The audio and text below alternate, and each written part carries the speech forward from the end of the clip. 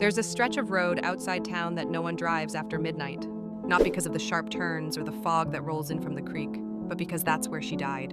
Not peacefully, not quickly, and the place never forgot. Marcus didn't believe the stories. Ghosts were for fools, he thought.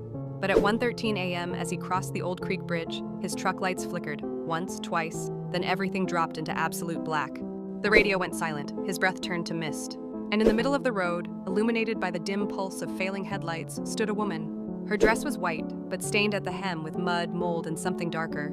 Her hair hung down like wet ropes, and her head tilted too far, as if her neck had forgotten how to hold it up.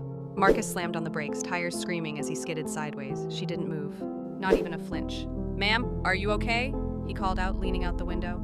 Her jaw unhinged too wide, like it had been broken before. Then she screamed, not out loud but inside his head. It wasn't sound, it was memory. He saw flashes. A wedding dress soaked in rain, a car swerving, a shattered windshield, a ring rolling across the asphalt. And then the worst part, he saw her crawl, broken legs, blood trailing, reaching for help that never came.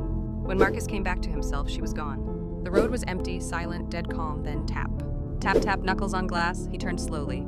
She was outside the driver's side window, face pressed against the glass, smiling with lips split to the cheekbones. Her fingers scraped down the window, leaving long streaks of something black, red, and sticky.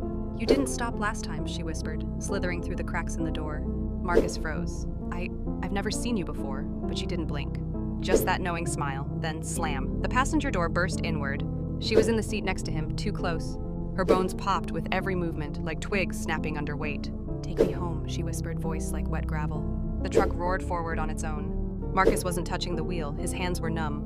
"I don't know where your home is," he choked out. She leaned in, her breath colder than winter water.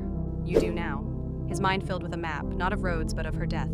At the end, he saw it. The ditch, the crushed flowers, the stone, her grave.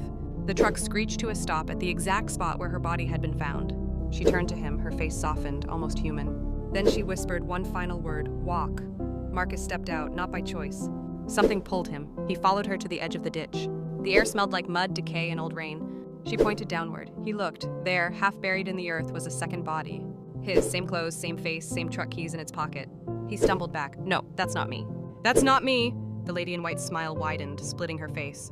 "You stopped this time," she whispered. "But the last version of you didn't." Marcus's scream echoed through the trees, and then the road swallowed him. By morning, the truck was empty, engine running, driver's door open, seatbelt swaying. And on the road, written in long, wet streaks of mud and something darker, "She never walks alone."